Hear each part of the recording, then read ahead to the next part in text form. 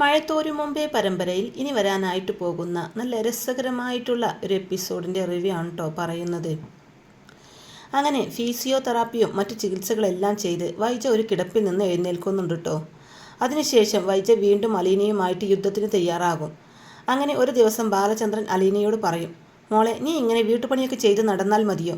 അത്യാവശ്യം പഠിച്ചതൊക്കെയല്ലേ? നീ ഒരു കാര്യം ചെയ്യ്, നല്ലൊരു അക്കൗണ്ടിങ് കോഴ്സ് എടുത്ത് ഏതെങ്കിലും നല്ലൊരു കമ്പനിയിൽ ജോലിക്ക് കയറണം. അയ്യോ അച്ഛാ, അതൊന്നും വേണ്ട, ഞാൻ ഇവിടെ വീട്ടുജോലി ചെയ്ത് ജീവിച്ചോളാം. ഇതാകുമ്പോൾ എനിക്ക് എന്നും എൻ്റെ അമ്മയെയും സഹോദരങ്ങളെയും പിന്നെ അച്ഛനെയും ഒക്കെ കാണാലോ.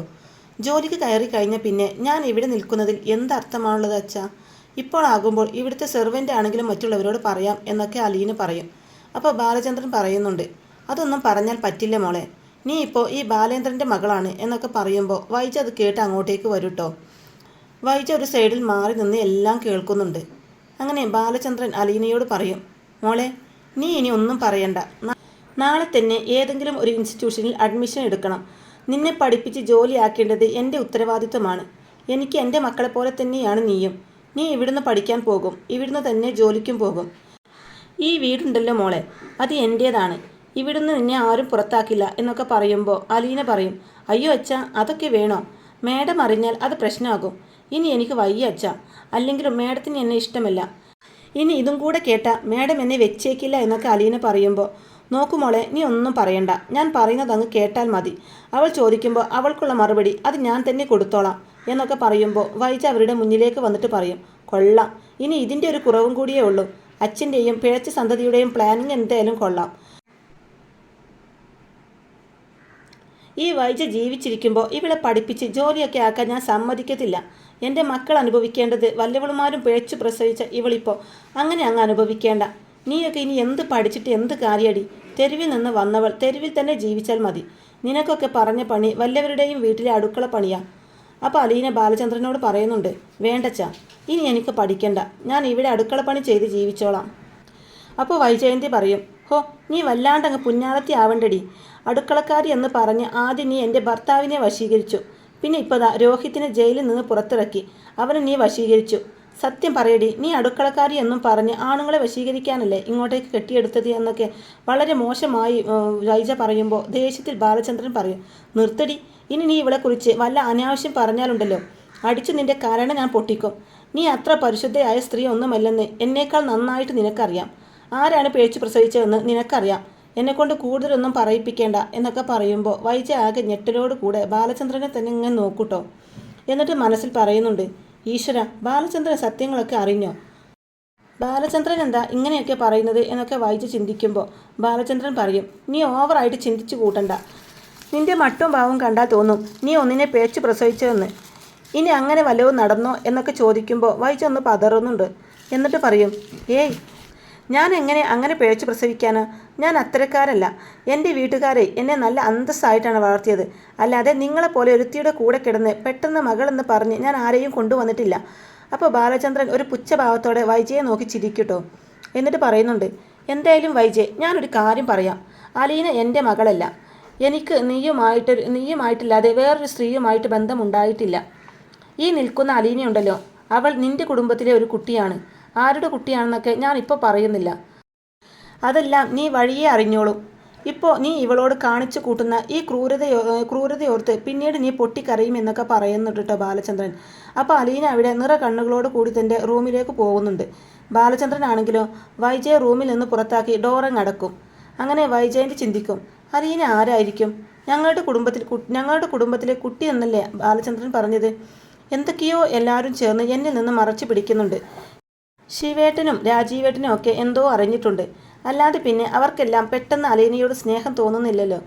എന്തായാലും ഗംഗേട്ടനെ ഒന്ന് വിളിച്ചു നോക്കാം എന്നും പറഞ്ഞ് വൈജ അവിടെ ഗംഗാധരമേനോനെ വിളിക്കട്ടോ. ഹലോ ഗംഗേട്ട. ആ പറ വൈജെ, എന്തൊക്കെയുണ്ട് അവിടുത്തെ വിശേഷങ്ങൾ? ഇനി നീ വല്ല പുതിയ പ്രശ്നം ഉണ്ടാക്കിയിട്ടാണോ നിൻ്റെ ഈ ഒരു വിളി? ഓ, അപ്പോൾ ഗംഗേട്ടൻ്റെ മനസ്സിൽ ഞാനൊരു പ്രശ്നക്കാരിയാണല്ലേ? എന്തായാലും അത് അങ്ങനെ തന്നെ നിൽക്കട്ടെ. ഞാനിപ്പോൾ ഗംഗേട്ടനെ വിളിച്ചത് എനിക്കൊരു കാര്യം അറിയാൻ വേണ്ടിയിട്ടാണ്. എന്ത് കാര്യമാണ് വൈജ നിനക്ക് അറിയേണ്ടത്? അപ്പോൾ വൈജ പറയുന്നുണ്ട്, അത് മറ്റൊന്നുമല്ല. അലീന ശരിക്കും ആരാണ് ഗംഗേട്ടാ? ഇനി എന്നോട് ഒന്നും മറച്ചു വെക്കണ്ട. ബാലചന്ദ്രൻ എന്നോട് എല്ലാം പറഞ്ഞു. എനിക്ക് ഗംഗേട്ടൻ്റെ വായിൽ നിന്നും തന്നെ അറിയണം. പറ ഗംഗേട്ട, അലീന ആരാണ് എന്ന് ചോദിക്കുമ്പോൾ ഗംഗാധര മേനോൻ ആകെ ഞെട്ടിത്തരിച്ചു നിൽക്കും. ഈശ്വര, ഇവൾ സത്യങ്ങളൊക്കെ അറിഞ്ഞോ? അലീന ഇവളുടെ മകളാണെന്ന് ബാലചന്ദ്രൻ ഇവളോട് പറഞ്ഞു കാണുമോ? ഇനി ഞാൻ ഇവളോട് എന്ത് പറയുമെന്നൊക്കെ ചിന്തിക്കും. അങ്ങനെ ഗംഗാധര മേനോൻ ഞെട്ടിത്തരിച്ച് ഒന്നും മിണ്ടാതെ നിൽക്കുമ്പോൾ വൈജി ചോദിക്കുന്നുണ്ട്, ഗംഗേട്ട, ഗംഗേട്ടൻ എന്താ ഒന്നും പറയാത്തേ? അപ്പോൾ ഗംഗേട്ടന് കൂടി അറിഞ്ഞു വെച്ചുകൊണ്ടായിരുന്നു അല്ലേ? ബാലചന്ദ്രൻ എന്നോട് എല്ലാം പറഞ്ഞു. അലീന നമ്മുടെ കുടുംബത്തിലെ ഒരു കുട്ടിയാണെന്ന്. അത് ആരുടെ കുട്ടിയാണെന്ന് അറിയാനാ ഞാൻ ഇപ്പോൾ ഗംഗേട്ടനെ വിളിച്ചത്. പറ ഗംഗേട്ട, അലീന ആരുടെ മകളാണ് എന്നൊക്കെ വൈജ കുറച്ച് ദേഷ്യത്തിൽ ചോദിക്കുന്നുണ്ട്. ഇവളിപ്പോൾ സത്യങ്ങളൊന്നും അറിഞ്ഞിട്ടില്ല. അലീന ഇവളുടെ മകളാണെന്ന് ഇവൾ അറിഞ്ഞിട്ടില്ല. എന്നിട്ട് ഗംഗേട്ടൻ പറയുന്നുണ്ട്, വൈജെ, അവൻ നിന്നോട് ചുമ്മാ പറഞ്ഞതാ. അലീന നമ്മുടെ കുടുംബത്തിലെ കുട്ടികളൊന്നുമല്ല. ഗംഗേട്ടൻ ഇനി എന്നോട് കള്ളം പറഞ്ഞ് ബുദ്ധിമുട്ടണ്ട. അത്രക്ക് വിഡ്ഢിയൊന്നുമല്ല ഞാൻ, എല്ലാം കണ്ണടച്ചങ്ങ് വിശ്വസിക്കാനായിട്ട്. ശിവേട്ടനും രാജീവേട്ടനും ഒക്കെ പെട്ടെന്നൊരാളെ സ്നേഹിക്കണമെങ്കിൽ അതിന് പിന്നിൽ എന്തോ ഒരു കഥയുണ്ട്. അതെന്താണെന്ന് എനിക്ക് അറിഞ്ഞേ പറ്റൂ. പറ ഗംഗേട്ട, നിങ്ങളെല്ലാം ചേർന്ന് എന്താണ് എന്നിൽ നിന്നും മറച്ചു പിടിക്കുന്നത് എന്നൊക്കെ വൈജി ചോദിക്കുമ്പോൾ ഗംഗാധര മേനോൻ അവിടെ ഒരു കഥയുണ്ടാക്കും. അലീന ആരെന്നല്ലേ നിനക്കറിയേണ്ടത്? പണ്ട് ബാലചന്ദ്രൻ്റെ കൂടെ ജോലി ചെയ്ത അവൻ്റെ ഏറ്റവും സുഹൃത്തായിട്ടുള്ള സ്റ്റീഫൻ, അയാളുടെ മകളാണ് അലീന. പണ്ടൊക്കെ അവൻ ബാലചന്ദ്രനെ ഒരുപാട് സഹായിച്ചിട്ടുണ്ട്. ഇടയ്ക്കൊക്കെ ബാലചന്ദ്രൻ അവർക്കൊപ്പമാണ് താമസിക്കാറ് പോലും. അങ്ങനെ ഒരു ദിവസം സ്റ്റീഫനും ഭാര്യയ്ക്കും ഒരു കാർ ആക്സിഡൻറ്റ് സംഭവിക്കുകയായിരുന്നു. അതിൽ അവർ കൊല്ലപ്പെട്ടു. സ്റ്റീഫൻ്റെ വീട്ടുകാർ അലീനയെ ഏറ്റെടുക്കാൻ തയ്യാറായില്ല. അതിൽ പിന്നീട് സ്റ്റീഫൻ്റെ ഭാര്യയുടെ വീട്ടുകാർ അവളെ ഒരു അനാഥാലയത്തിലാക്കുകയായിരുന്നു. പിന്നീട് അവൾ നിങ്ങളുടെ വീട്ടിൽ വന്നപ്പോൾ ബാലചന്ദ്രൻ തിരിച്ചറിഞ്ഞു തൻ്റെ ഏറ്റവും അടുത്ത സുഹൃത്തിൻ്റെ മകളാണ് അലീന എന്നൊക്കെ പറഞ്ഞ് ഗംഗാധര മേനോൻ അവിടെ ഒരു കഥ ഉണ്ടാക്കുന്നുണ്ട്. വൈജയാണെങ്കിലോ അതൊന്നും തന്നെ വിശ്വസിക്കുന്നില്ല. കൊള്ളാം ഗംഗേട്ട, ഗംഗേട്ടൻ്റെ കഥ കൊള്ളാം. ഇങ്ങനെ ഒരു സംഭവം ആയിരുന്നെങ്കിൽ ബാലചന്ദ്രന് അത് എൻ്റെ അടുത്ത് തുറന്നു പറയാമായിരുന്നു. ഇതൊന്നുമല്ല. ബാലചന്ദ്രൻ എന്തൊക്കെയോ മനസ്സിൽ വെച്ച പോലെയാണ് എൻ്റെ അടുത്ത് സംസാരിക്കുന്നത്. എന്തായാലും നിങ്ങൾ പറയണ്ട, സത്യം എന്തെന്ന് ഞാൻ തന്നെ കണ്ടുപിടിച്ചോളാം എന്നും കരുതി അലീനയെ ഞാൻ അവിടെ താമസിപ്പിക്കാനൊന്നും പോകുന്നില്ല. അവളെ ഞാൻ ഇവിടുന്ന് അടിച്ചു പുറത്താക്കിയിരിക്കും. അത് ഇനിയിപ്പോൾ അവൾ ആരുടെ മകളായാലും എൻ്റെ കുടുംബം തകർത്തവളാണ് ആ നാശം പിടിച്ചവൾ. അപ്പോൾ ഗംഗേട്ടൻ പറയും, ദേ നോക്ക് വൈജെ, ഒന്ന് ഞാൻ പറഞ്ഞേക്കാം, അവളെ നീ ദ്രോഹിക്കുന്നത് അത് നിനക്ക് നല്ലതിനല്ല. പിന്നീട് നീ കരയേണ്ടി വരും എന്നും പറഞ്ഞ് ഗംഗേട്ടൻ ഫോൺ വെക്കുകയാണ് കേട്ടോ. അപ്പോൾ വൈജി തന്നെ പറയും, അലീനയുമായി ബന്ധപ്പെട്ട എന്തോ ഒരു രഹസ്യമുണ്ട്. അത് ബാലചന്ദ്രനും ഗംഗേട്ടനും ശിവേട്ടനും രാജീവേട്ടനും ഒക്കെ അറിയാം. അതെന്തായാലും കണ്ടുപിടിക്കണം എന്നൊക്കെ പറഞ്ഞ് വൈജി തൻ്റെ റൂമിലേക്ക് പോകും. പിന്നീട് അതിനൊക്കെ ശേഷം കാണിക്കുന്നത് രേവതിക്കുട്ടി അലീനയെ വിളിക്കുന്നുണ്ട് കേട്ടോ. ആ ചേച്ചി, എന്തൊക്കെയുണ്ട് വിശേഷങ്ങൾ? ചേച്ചിയുടെ പൂതനമ്മ എന്ത് പറയുന്നു? ദേ, അങ്ങനെയൊന്നും വിളിക്കരുത്, അത് എൻ്റെ അമ്മയല്ലേ. അമ്മയോ? അമ്മയായിരുന്നെങ്കിൽ ചേച്ചിയോട് ഇത്രയൊക്കെ ക്രൂരത ചെയ്യുമായിരുന്നോ? അവരെ അമ്മ എന്ന് പോലും വിളിക്കാൻ കൊള്ളത്തില്ല ചേച്ചി. അത്രയൊക്കെയുണ്ട് അവരുടെ കയ്യിലിരിപ്പ്. അല്ലെങ്കിൽ പിന്നെ അവരെ ഇത്രയൊക്കെ നോക്കിയ ചേച്ചിയോട് അവരിപ്പോഴും ഇങ്ങനെ പെരുമാറുമോ? ചേച്ചിയുടെ അമ്മ ആക്സിഡൻറ്റ് പറ്റി കിടപ്പിലായപ്പോൾ അവരുടെ മക്കൾ പോലും അവരെ തിരിഞ്ഞു നോക്കിയിട്ടില്ലല്ലോ. അവരുടെ എല്ലാ കാര്യങ്ങളും ചേച്ചിയല്ലേ നോക്കിയത്? ചേച്ചി കാരണമല്ലേ അവർക്ക് നടക്കാൻ പോലും പറ്റിയത്? എന്നിട്ട് അതിൻ്റെ ഒരു നന്ദിയെങ്കിലും അവർക്കുണ്ടോ? ചേച്ചി പറ എന്നൊക്കെ പറയുമ്പോൾ അലീന പറയുന്നുണ്ട്, അതൊന്നും സാരമില്ല മോളെ. അച്ഛനമ്മമാരെ നോക്കുന്നതിൽ നമ്മളൊന്നും പ്രതീക്ഷിച്ചിട്ടല്ലല്ലോ. എന്നാലും കുറച്ചു കാലം കൂടി എനിക്കിവിടെ നിന്നേ പറ്റൂ. എൻ്റെ അമ്മയെ കണ്ടുപിടിച്ച പോലെ തന്നെ എനിക്ക് എൻ്റെ അച്ഛനെയും കണ്ടുപിടിക്കണം. അതുവരെ എല്ലാം സഹിച്ച് ഞാൻ ഇവിടെ നിന്നേ പറ്റുമോളെ. അമ്മയിൽ നിന്ന് എനിക്ക് എൻ്റെ അച്ഛനെ ആരെന്ന് എനിക്ക് കണ്ടുപിടിക്കാൻ പറ്റുകയുള്ളൂ. എന്നാ ചേച്ചി അവിടെ നിന്നോ, ഞാൻ ഇനി ഒന്നും പറയുന്നില്ല. ഒന്ന് ഞാൻ പറയാം, ചേച്ചി അവിടെ നിൽക്കും തോറും ചേച്ചിയുടെ ജീവിതം തന്നെ ആപത്താണ്. അവരെ ചേച്ചി പുറത്താക്കാൻ ഏതറ്റം വരെയും നോക്കും. എന്നോട് കുറച്ചെങ്കിലും സ്നേഹമുണ്ടെങ്കിൽ ചേച്ചി അവിടെ നിന്ന് ഇങ്ങോട്ട് വാ. എൻ്റെ അങ്കിളും ആൻറ്റിയും ചേച്ചിയെ പൊന്നു പോലെ നോക്കും. അതൊന്നും വേണ്ട മോളെ. എൻ്റെ അമ്മയുടെ കൈക്കൊണ്ട് മരിക്കാനാണ് എൻ്റെ വിധിയെങ്കിൽ എനിക്കതിൽ സന്തോഷമേ ഉള്ളൂ എന്നൊക്കെ അലീന പറയുമ്പോൾ രേവതിക്കുട്ടി അങ്ങ് ദേഷ്യത്തിൽ ഫോൺ അങ്ങ് വെച്ചിട്ട് പോകും. അപ്പോൾ അലീന തനിയെ പറയുന്നുണ്ട്, എങ്ങനെയെങ്കിലും എനിക്ക് എൻ്റെ അച്ഛനെ കണ്ടുപിടിക്കണം എന്നൊക്കെ പറയും.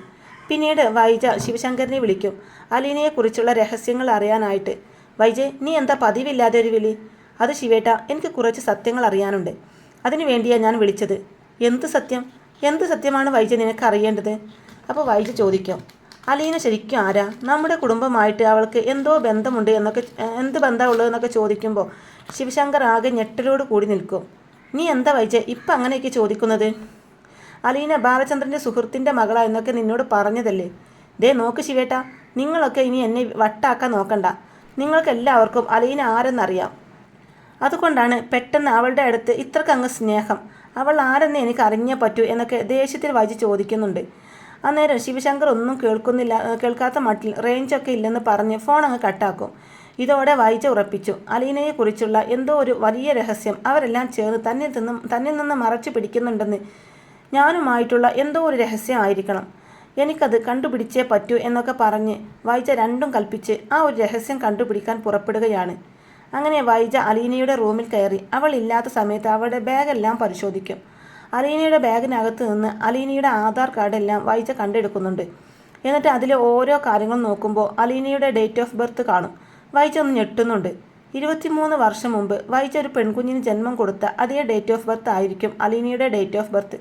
ഈശ്വര, ഇനി ഞാൻ പ്രസവിച്ച കുഞ്ഞായിരിക്കും അലീന? ആ കുഞ്ഞു മരിച്ചു എന്നല്ലേ എല്ലാവരും എന്നോട് പറഞ്ഞത്? ഒന്നും മനസ്സിലാകുന്നില്ലല്ലോ എന്നൊക്കെ ഓർത്ത് ആകെ ഭ്രാന്ത് പിടിച്ച അവസ്ഥയിലായിരിക്കും വൈജ ഉണ്ടാവുക.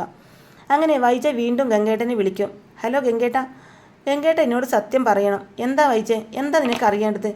ഗംഗേട്ട, അലീന ശരിക്കും ആരാ എന്നൊക്കെ വൈജ വീണ്ടും ചോദിക്കുമ്പോൾ ഗംഗാധരമേനോൻ പറയുന്നുണ്ട്, വൈജെ, ഞാൻ നിന്നോട് പറഞ്ഞതല്ലേ അത് ബാലചന്ദ്രൻ്റെ സുഹൃത്തിൻ്റെ മകളാണെന്ന്. നീ വീണ്ടും ഇതറിയാനാണോ എന്നെ വിളിച്ചത്? അപ്പോൾ വൈജ ചോദിക്കും, ഗംഗേട്ട, അലീന എൻ്റെ മകളാണോ? 23 വർഷം മുമ്പ് നിങ്ങളെല്ലാം മരിച്ചു എന്ന് പറഞ്ഞ ആ ഒരു മകളാണോ അലീന എന്നൊക്കെ വൈജ ചോദിക്കുമ്പോൾ ഗംഗാധരമേനോൻ ആകെ ഞെട്ടിത്തരിച്ച് നിൽക്കും. അതെങ്ങനെയാ വൈജെ? അലീന എങ്ങനെ നിൻ്റെ മകളാകുന്നത്? നിൻ്റെ കുഞ്ഞ് മരിച്ചതല്ലേ? അപ്പോൾ വൈജയന്തി ചോദിക്കും, അവൾ എൻ്റെ മകളല്ലെങ്കിൽ പിന്നെ ആരുടെ മകളാണ് ഗംഗേട്ട? ഞാൻ എൻ്റെ മകളെ പ്രസവിച്ച അതേ ഡേറ്റ് ഓഫ് ബർത്താണ് അവളുടേതും. അവളുടെ ആധാർ കാർഡിൽ നിന്നും അവളുടെ ഡേറ്റ് ഓഫ് ബർത്ത് എനിക്ക് കിട്ടി. അപ്പോൾ ഗംഗാധരമേനോൻ കുറച്ചു നേരം നിശബ്ദനാകുന്നുണ്ട്.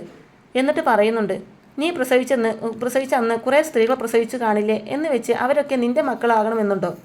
അല്ല ഗംഗേട്ട, ബാലചന്ദ്രൻ പറഞ്ഞതനുസരിച്ച് അലീന നമ്മുടെ കുടുംബത്തിലെ ഒരു കുട്ടിയാണെങ്കിൽ അത് ആരുടെ ആയിരിക്കും? എൻ്റെ മകൾ അല്ലെങ്കിൽ പിന്നെ ആരുടെ മകളാ എന്നൊക്കെ വൈജയന്തി ചോദിക്കും.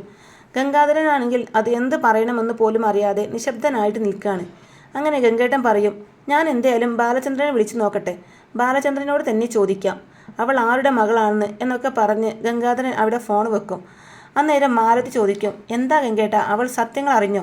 അലീന അവളുടെ മകളാണെന്ന് അവൾ അറിഞ്ഞോ? ഇല്ല മാലതി, നിലവിലിപ്പോൾ അലീന അവളുടെ മകളാണെന്നുള്ള ഒരു സംശയം അവളുടെ ഉള്ളിൽ നിൽക്കുന്നുണ്ട്.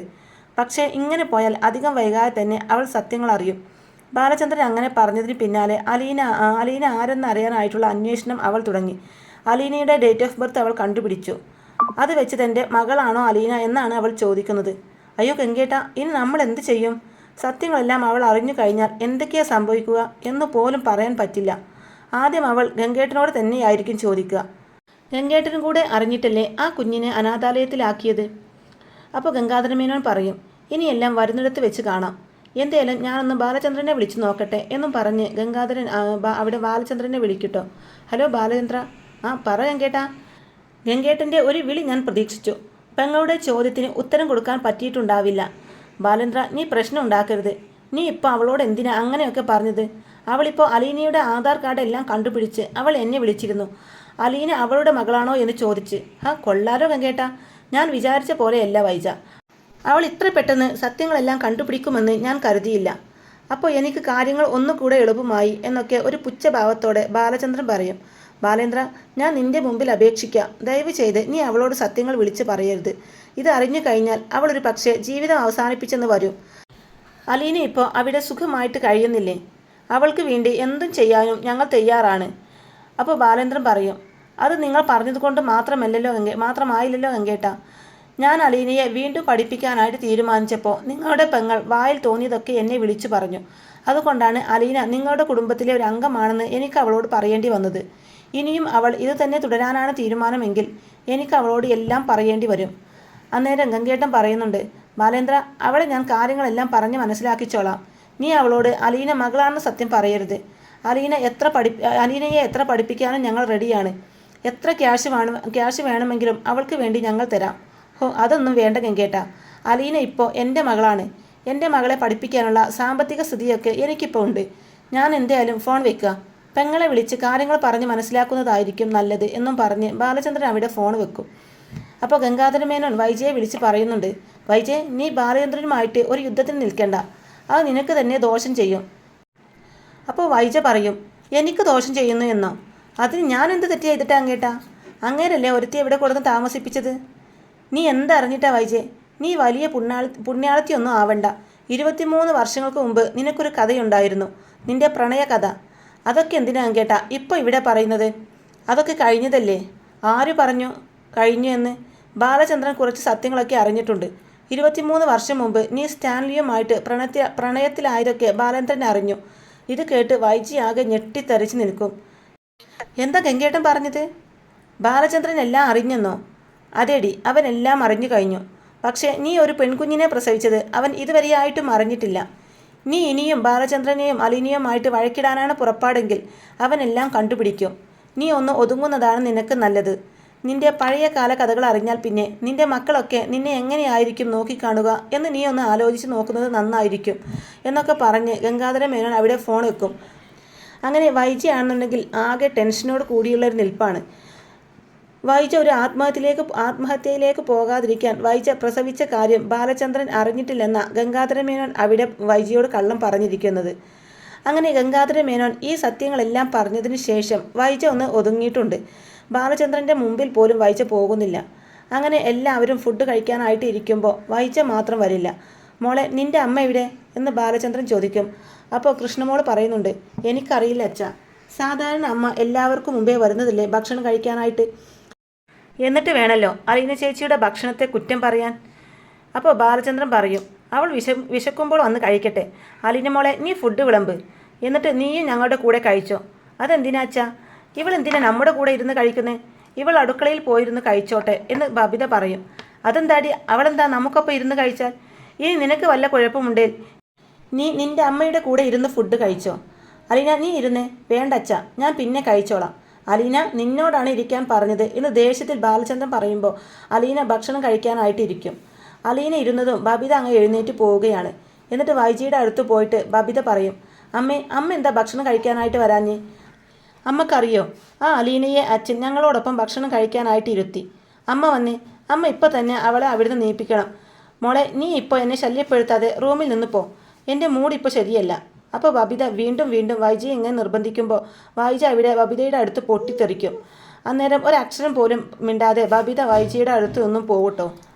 അങ്ങനെ ബാലചന്ദ്രൻ തൻ്റെ പ്രണയകഥ അറിഞ്ഞത് കൊണ്ട് തന്നെ വൈജയന്തിക്ക് ബാലചന്ദ്രനെ ഫേസ് ചെയ്യാനായിട്ട് നല്ല മടിയൊക്കെ ഉണ്ട് കേട്ടോ. അങ്ങനെ വൈജയന്തിക്ക് അവസാനം നല്ല സംശയം തോന്നുന്നുണ്ട് കേട്ടോ. അലീന തൻ്റെ മകളാണോ എന്നുള്ള നല്ല സംശയം തോന്നുന്നുണ്ട്. അങ്ങനെ വീണ്ടും വൈജയന്തി ഗംഗാധര മേനോനെ വിളിച്ച് അലീനയെക്കുറിച്ച് ഓരോ സംശയങ്ങളൊക്കെ ചോദിക്കുന്നുണ്ട് കേട്ടോ. അങ്ങനെ സഹിക്കെട്ട് അവസാനം ഗംഗാധര മേനോൻ പൊട്ടിത്തെറിച്ച് കൊണ്ട് എല്ലാ സത്യങ്ങളും വെട്ടി തുറന്ന് പറയുന്നുണ്ട് കേട്ടോ വൈജയന്തിയോട്. അപ്പോൾ ഇങ്ങനെയൊക്കെയുള്ള നല്ല അടിപൊളി രംഗങ്ങളൊക്കെയാണ് കേട്ടോ ഇനി മഴത്തോരു മുമ്പേ സീരിയലിൽ വരാനിരിക്കുന്നത്. അപ്പോൾ ഈ റിവ്യൂ ഇഷ്ടമായിട്ടുണ്ടെന്നുണ്ടെങ്കിൽ വീഡിയോ ലൈക്ക് ചെയ്യാനും ചാനൽ കൂടി ഒന്ന് സബ്സ്ക്രൈബ് ചെയ്ത് സപ്പോർട്ട് ചെയ്യാനും മറക്കല്ലേ ഫ്രണ്ട്സ്. താങ്ക്